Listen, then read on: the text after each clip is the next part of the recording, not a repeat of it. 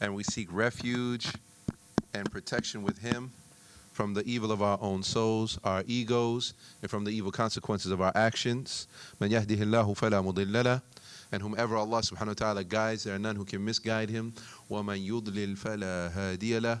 And whomever he leads astray from his infinite wisdom, then there are none who can guide him. وَأَشْهَدُ أَنْ لَا إِلَهَ إِلَّا اللَّهُ وَحْدَهُ لَا شَرِيكَ لَهُ.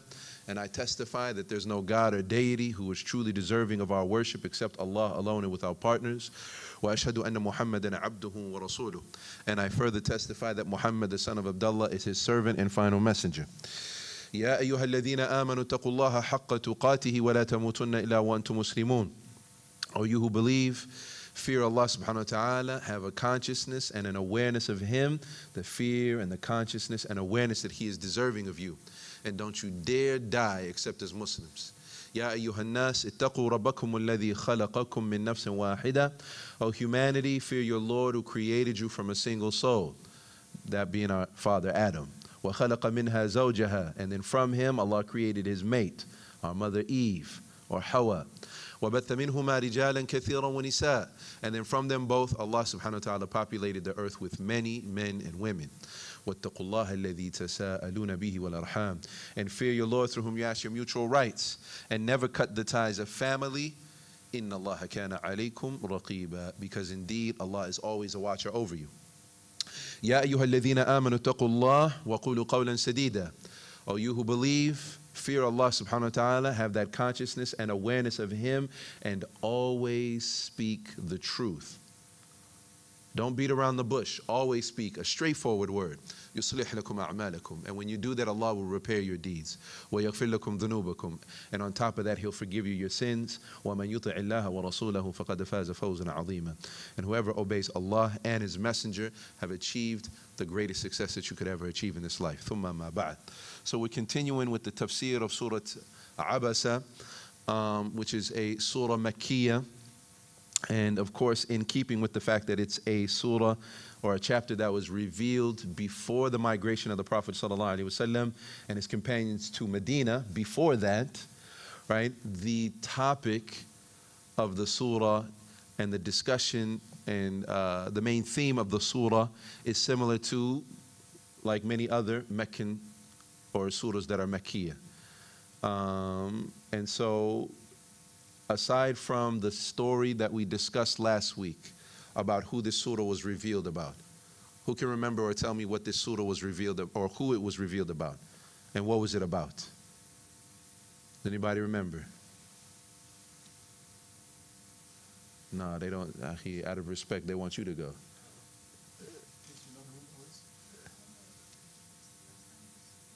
Yep, last lesson, yeah. The frown. What is it? But why? Why was that revealed? Why did this surah come down? What was the story that we told in the beginning? Huh? Ibn Maktoum. Yes. His name is Abdullah. Yeah, that's right. MashaAllah. What about him? Sallallahu Alaihi Wasallam.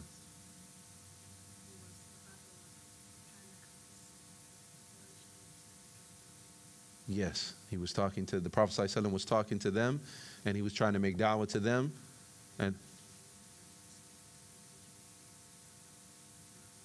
yeah, Sallallahu Alaihi Wasallam. Yeah, he was like mildly irritated, right? Because he was like, he looked like he had a big opportunity or a big chance to make da'wah to some of the ulama of the Quraysh, like the heads of the Quraysh, and so Abdullah ibn Maktoum, right? And it's mentioned in the tafsir, like kana yulahih, like he didn't just say Ya Rasulullah one time, like he kept asking him, like to teach him, because he's blind, right? So he wanted to make sure that the Prophet ﷺ heard him, and so that was why the surah was revealed. But after that, what the surah talks about, namely, are two or three things. One is Allah subhanahu wa ta'ala gives us something to think about. He gives us something to think about. And so he kind of describes to us the way he brings life to those things that are once dead and brings them back. All of that preparing our minds for right, the Day of Judgment and the belief in the Day of Judgment. Because, of course, the Quraysh and the people at that time, they didn't believe that there's a day where all of this will end, that everything we see here is going to be gone, and that Allah subhanahu wa ta'ala will bring us back. They didn't used to believe that. And so Allah subhanahu wa ta'ala dispels that. He shows examples of how He does it already, things that are lifeless and then they come back to life, and how He does that. And then He talks about a little bit about the Day of Judgment, and then He's going to talk about where the two categories or two types of people and where they're going to be in regards to that belief and where they're going to be in regards to the Day of Judgment. Right? So that's pretty much, so inshallah, bidnillahi ta'ala, we hopefully to finish the surah today. Inshallah, surah Al Abasa. All right, so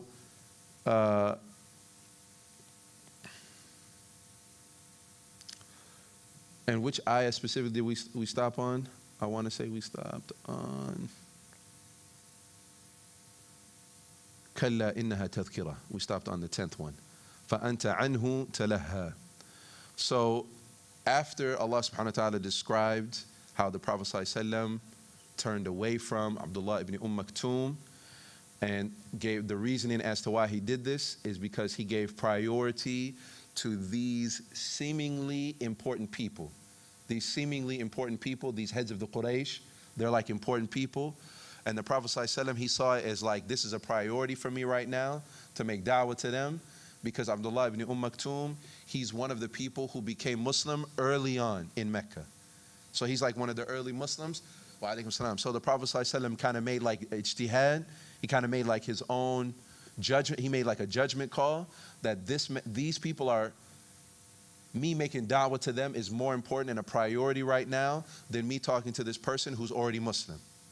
They're in a priority right now, because if they become Muslim, right, these guys who are the leaders of their tribe, if they become Muslim, then who else is going to become Muslim?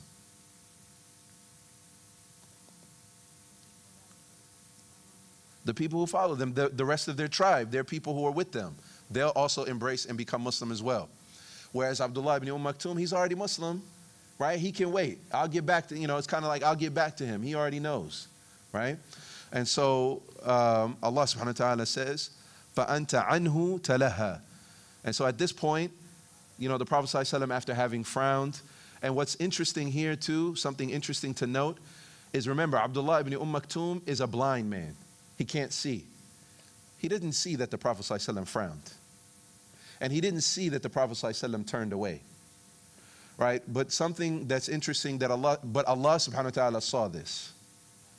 And Allah subhanahu wa ta'ala is the one who is reprimanding the Prophet Muhammad sallallahu alaihi wasallam, showing him that this ain't right. That you shouldn't do that. Even though Abdullah ibn Maktoum, he didn't even see it. Right? He doesn't even know necessarily that this happened. But Allah subhanahu wa ta'ala, says, فَأَنْتَ عَنْهُ تَلَهَا, like you turned away from him. Talaha is from, the word talaha is from the word lahu. And Allah subhanahu wa ta'ala, He describes lahu in the Quran. He uses that to mean like a distraction. Or whenever He talks about the dunya, innahu la'ibun wa lahu. It's just, you know what I'm saying, like entertainment and a distraction for you from the reality of this life, what's really important, right? And so when He said, فَأَنْتَ عَنْهُ تَلَهَا, like you became distracted from Abdullah ibn Maktoum, and instead you were busy with these heads of the Quraysh, it was a distraction though. They're not more important just because they're socially important people, but in the eyes of Allah subhanahu wa ta'ala, they're not more important than Abdullah ibn Maktoum, which is something that we should definitely take note in when it comes to our communities, when it comes to da'wah, the way that we look at people. Sometimes when people have less or they might be, of lower social economic status or whatever, people judge them and gauge them that way. But Islamically, that's not for us to do. Or we're not supposed to do that, right? We're not supposed to look at people as if they're less or they're lower. And also something interesting too is that disabled people, right? Another issue unfortunately in our community is, like in social science, when they talk about the study of like, cultures and societies, sociology, excuse me. One of the things that they say is like, if you want to judge a society or like a civilization, you see how they treat, right, the weakest amongst them. If you want to judge a society, you see how they treat the weakest amongst them. And that says a lot about who they are as a society or as a civilization, right? And you notice here, even the mere, simply the Prophet ﷺ frowning at somebody who's disabled, Allah subhanahu wa ta'ala said that ain't appropriate. That's not something that should be done.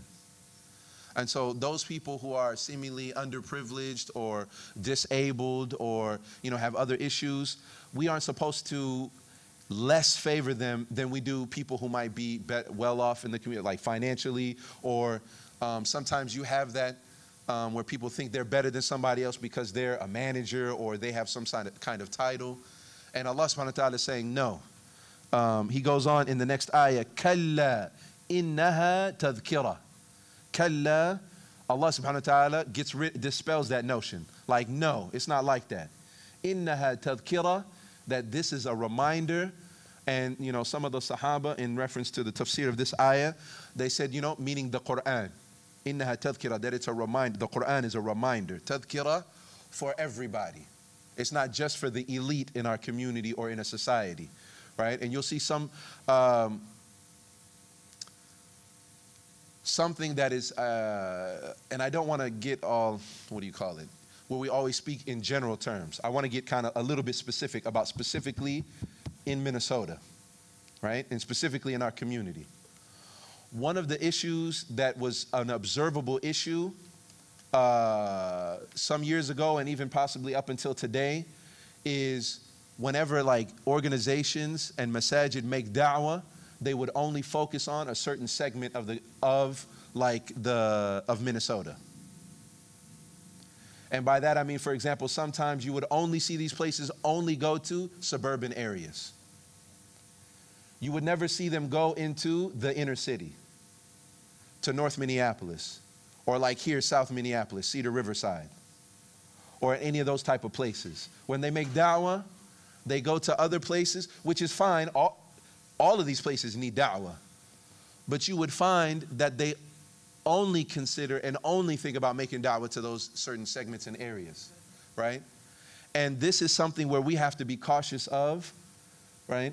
And careful of, that we're not unconsciously like sometimes doing this, where we only focus on, or we only make da'wah to white people, right? And we don't want to go to those other areas because, those are kind of like sketchy areas and we'll make da'wah to those people. When statistically, in the United States, the people who are most likely to embrace Islam actually are African Americans. There's a study that was put out by CARE, there's a study that was put out by ISNA, right? Showing that 64% of the people who embrace Islam in the United States are African Americans. But you see sometimes in our community, the way we treat, you ever heard somebody say, Madu people? You ever heard that term? You know what that means? What does that mean? Sometimes in our community, we treat it like, no, we don't want to make da'wah to that. Those people, understand. Iyal al-suq. You know Iyal al-suq? Sometimes people look at them like that. But they're the ones who are most likely to embrace Islam. They're the ones who are most likely. And subhanAllah, the Prophet ﷺ, Allah subhanahu wa ta'ala is reprimanding the Prophet ﷺ because he looked at somebody else who was of a higher status and a better position, right? Instead of looking at somebody else. Now, I'm not saying this to say that African Americans are a lower status or whatever, but in the eyes of sometimes in our community, that is how sometimes the eye that we have, that the Muslims have in our community. Unfortunately. Now, and the Prophet and Allah subhanahu wa ta'ala reprimanded that type of thinking and that perspective. Kalla innaha tadhkira. Allah, the da'wah is for everybody. Innaha tadhkira li jami' an-nas. It's for everybody.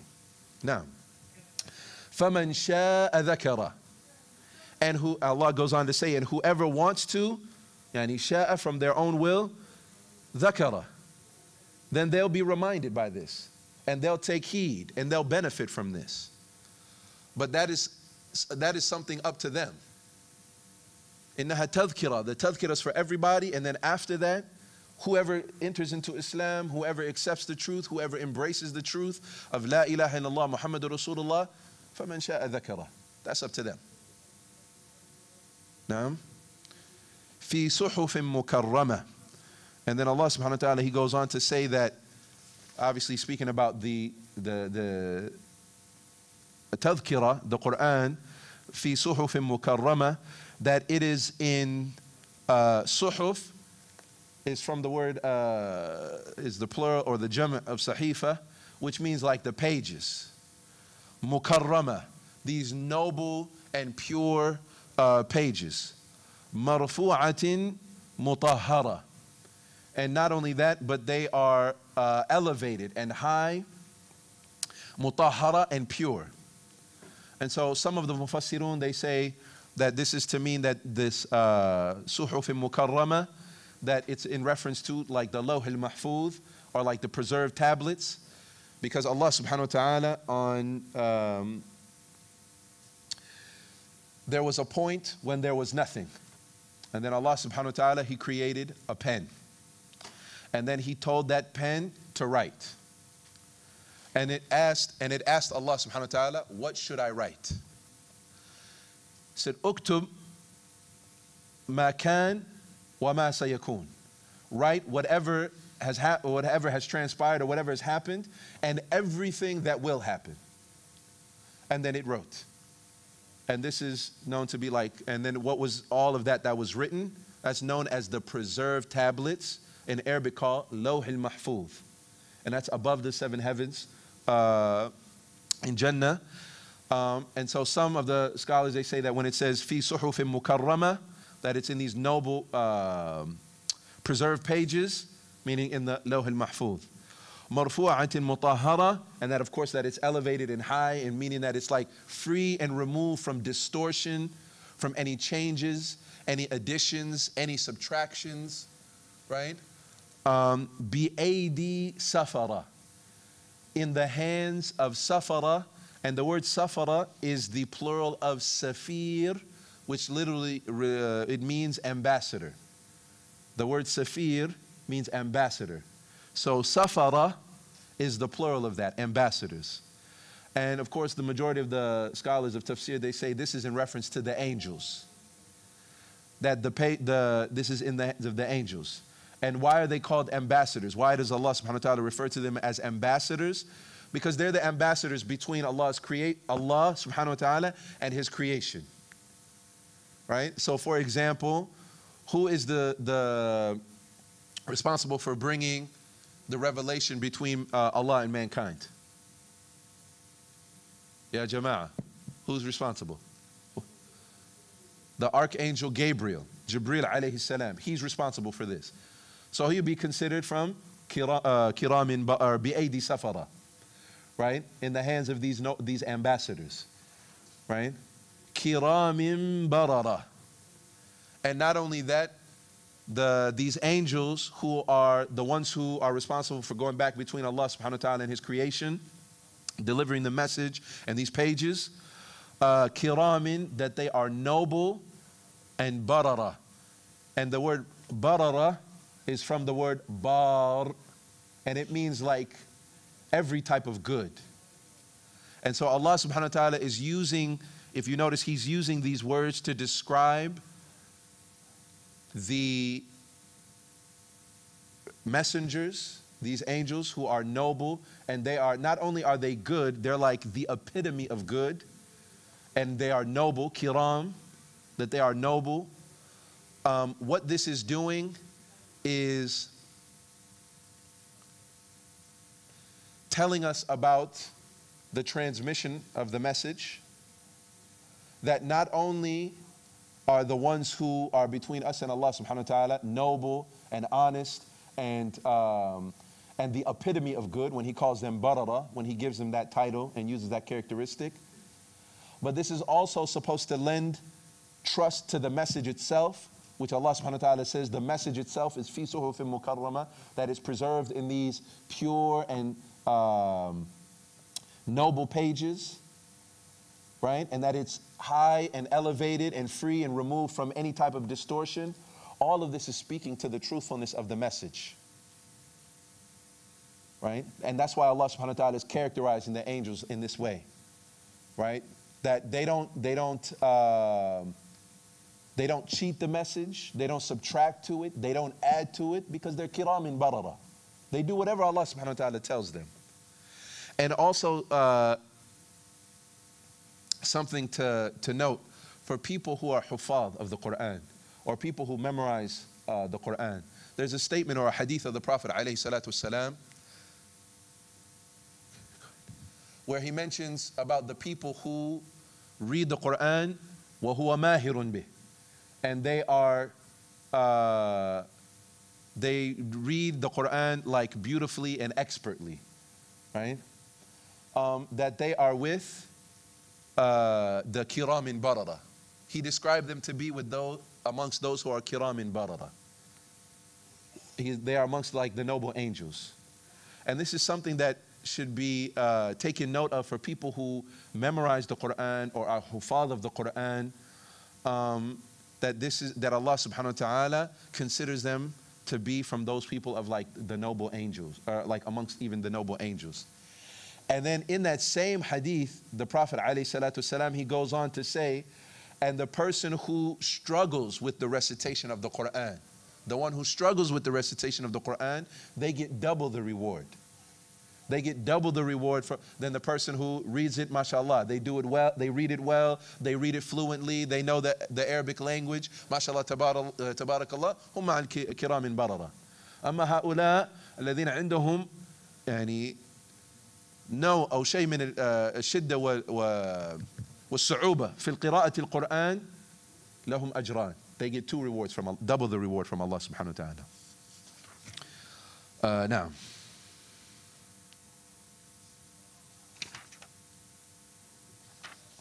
and so now we go on to the next section, starting at ayah number 17.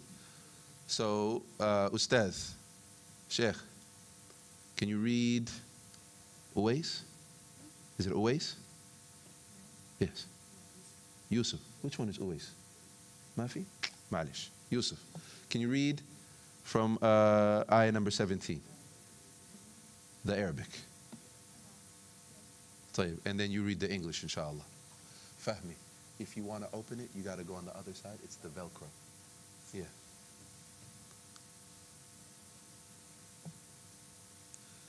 You just got to ask them. Just go that way and just ask them if it's okay.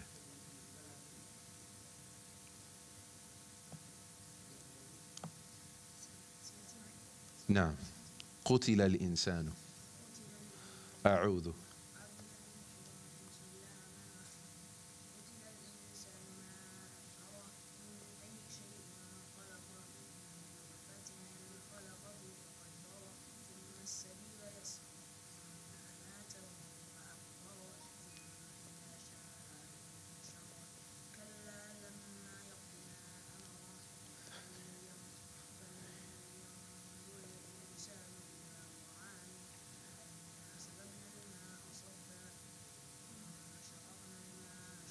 ثم شققنا الأرض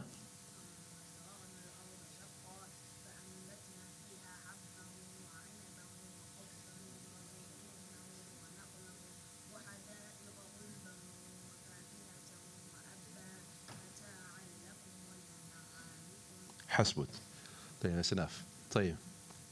And then if you want to read the English from ayah number 17 all the way to 32. قتل الإنسان.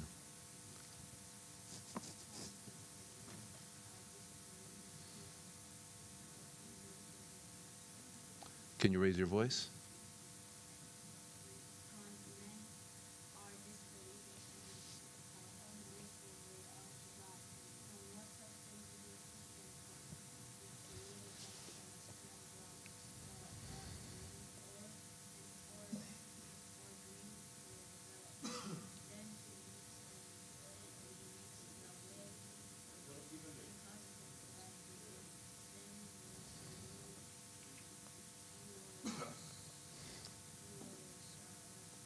He will resurrect them.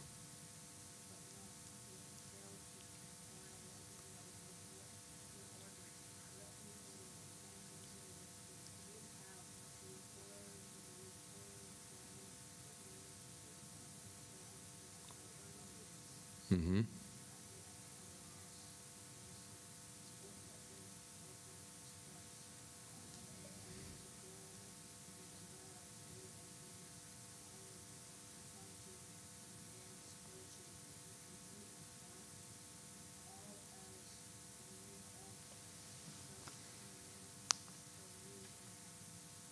Nah. طيب. Just so everybody can hear, Rakim, do you mind reading it out loud, or just a little bit louder? The same verses. قُتِلَ الْإِنسَانُ مَا أَكْفَرَهُ, number 17, so everybody can hear. Curses man, how disbelieving is he. What substance? Die? Yeah, I got you.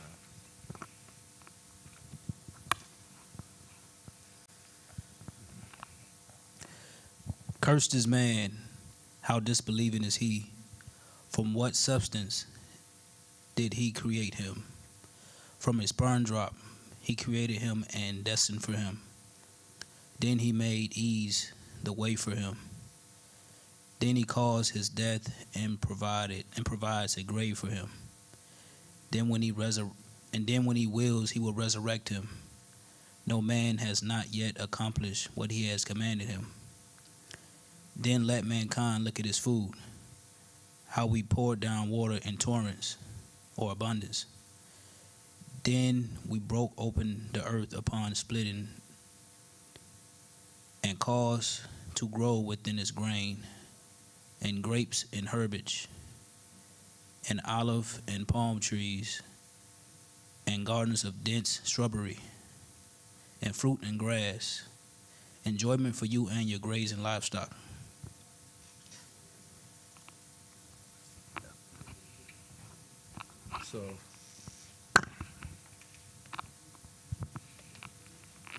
So the next thing that Allah subhanahu wa ta'ala mentions, قُتِلَ الْإِنسَانُ مَا أَكْفَرَهُ. قُتِلَ الْإِنسَانُ مَا أَكْفَرَهُ. And the word قُتِلَ, it means killed, right? However, this is not what is intended here. The word قُتِلَ الْإِنسان, it also is used in like classical Arabic, or in the time of the Prophet ﷺ and before, is like a curse, like a curse on that person, right? قُتِلَ الْإِنسان. May and insan means people, right? May these people be cursed, right? Allah subhanahu wa ta'ala is cursing them, and the reason for that is because these are people who disbelieve in the Day of Judgment. And more specifically, not just about the Day of Judgment, but more specifically about once they've died, that they're going to come back. Like we're going to come back after we're dead and we're just bones and we've disintegrated into nothing, and Allah's going to bring us back. Nah, they didn't believe that, right? And so, and actually, part of the reason why you hear about the Day of Judgment, number one, that it's one of the pillars of Iman, one of the pillars of faith, what we believe that makes us a Muslim, but also it's one of the main core components of the message of all of the prophets before, right? Is that we will be resurrected and that we will have to stand to account in front of Allah subhanahu wa ta'ala. So Allah is cursing these people who disbelieve in this fact. قُتِلَ الْإِنسَانُ مَا أَكْفَرَهُ. Cursed are these people who akfara, meaning they disbelieved, right? And specifically disbelieved in the Day of Judgment or the Day of Resurrection. And when he says ma akfara, it's like saying like how deep is their disbelief in this, right? That these people are cursed. Look at how much they disbelieve in something that is so clear and so obvious. قُتِلَ الْإِنسَانُ مَا أَكْفَرَهُ مِنْ أَيِّ شَيْءٍ خَلَقَهُ. And then the next number of verses, and this is what I mentioned in the opening, that Allah subhanahu wa ta'ala, He's now going to explain, look, there are other things that are nothing, like we would be when we die, all right, or just bones. He said, and then I bring those things back, and I have a process and a way that I bring them back. So He's going to show us like logically, right, in something that people see or witness, right, how he will bring them back. So he says, right, min ayyi shay'in khalaqa. So he first starts out with us. He says, look, I brought you from, or what did you even come from in the first place? Min ayyi shay'in khalaqa. What were you created from? Don't forget where you came from. Go back all the way to that. And what were we made from? Min nutfatin khalaqahu faqaddara. We're made from like something that, you know, akramakum Allah, is like something that is, it's not even worth mentioning. Like sperm drops, right, from the fluid from a man, and then some from a woman, and those together, right? That's where we came from. Very humble beginnings. I mean, hey, don't forget where you, Allah is saying, look, don't forget where you came from. You were non-existent at one point. And then based off these two fluids, then you became something, right? Min nutfatin khalaqahu faqaddara. And not only that, but Allah subhanahu wa ta'ala, He gave you everything in due proportion. Thumma sabila yassara. And then not only that, but Allah subhanahu wa ta'ala made the way easy for us. You know, Ibn Abbas radiallahu anh, he said that in his opinion that it meant for us to, you know, come into this world, meaning to be born.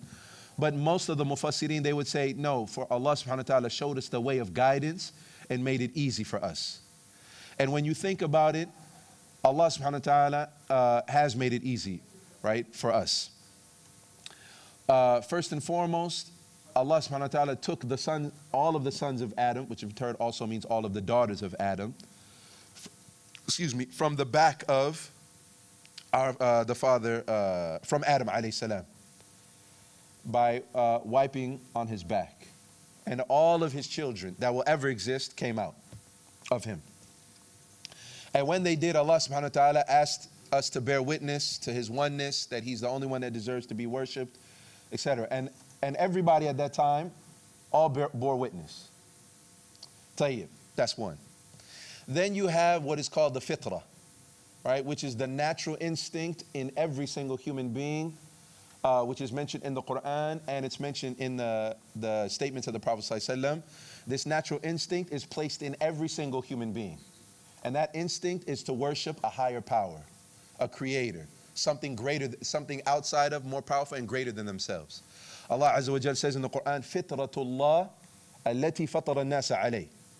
This is a natural instinct that Allah has made all human beings or all mankind on. And then secondly, the statement of the Prophet sallallahu alayhi wa sallam, fima rawahu fi sunan Abi Dawood, where the Prophet sallallahu alayhi wa sallam said, Kullu mawludin yulidu ala al-fitra, فَأَبَوَاهُ يُهَوِّدَانِهِ أَوْ يُنَسِّرَانِهِ أَوْ يُمَجِّسَانِهِ. The Prophet, peace be upon him, said that everybody who's born, every baby that comes, that's born into this world, is born with that fitrah, that natural instinct to worship a higher power, a creator, something more powerful than themselves, right? And outside of themselves. He said, فَأَبَوَاهُ, but it's their parents, their environment, who? يُهَوِّدَانِهِ, that make them a Jew, أَوْ يُنَسِّرَانِهِ, or make them Christian, أو يمجساني, or make them a Magian, right? Which obviously there's a number of different benefits that can be taken from that about, you know, the importance of the environment and where, you know, where you grow up in and your parents and so on. But the point here is what? Allah gave us a freebie. It's a natural instinct. You have the natural instinct as human beings to procreate. You have the natural instinct inside of us to want to eat when we're hungry. When we're tired, we want to sleep. Those are all natural instincts. And amongst those natural instincts that automatically happen inside of human beings is that we naturally want to worship Allah. We want to worship something powerful. Something that if I'm on a plane and the plane has turbulence and it starts going down, I don't think the pilot can save me. On everybody's lips, everybody's saying, oh my God, please help us. Who are they calling out to? That's the fitrah inside of them. Now, and even Allah mentions that in the Quran when there's somebody's on a ship and it's dark and it's stormy and its waves are crashing, then they call out on Allah subhanahu wa ta'ala and they say, we'll worship you. And inshallah, we'll continue this after the salah, because now it's time for the salat al-maghrib, but we continue after inshallah. Wa sallallahu wa sallam ala nabiyyina Muhammad wa ala alihi wa sahbihi ajma'in. La ilaha illallah محمد رسول الله لا إله محمد رسول الله يا الله انتهانتي قوفا قفتان خلق كوني إسلام مالي بابانا عنه وقرسيس نسيديني كاننا قلبي فردو يا أبوليت يا خيرا كوني كيني قدان الرنفة ميجرا حواسني المان كان كيتا إيقاتا جرا يوت المان قبسي تدين الرتيريرا أمتا قرد بي المان كيتو جيجيرا سنة رسولة تريرا تلنجي فناني إسلام ماني فبانان وقرسيس نسيديني فاقسنا هبادو يا أبوليتي ديرا ملك ربين سيفكا يكونو حركا كجيرا قبطي ردم نانكرا نبي ديرا قبسيتو الماني يا هادا دربا ديرا المان كي كرماتي ببافتي الرهيريرا أواساتي قتا جيرا مناقر تلفمناني إسلام ماني فبانان وقرسيس نسيديني أكنا موتي يا داودي رادو برتداني وقرسيس نسيديني وانا تاتي أرقيني والبراق إلا الله محمد رسول الله لا إله إلا الله محمد رسول الله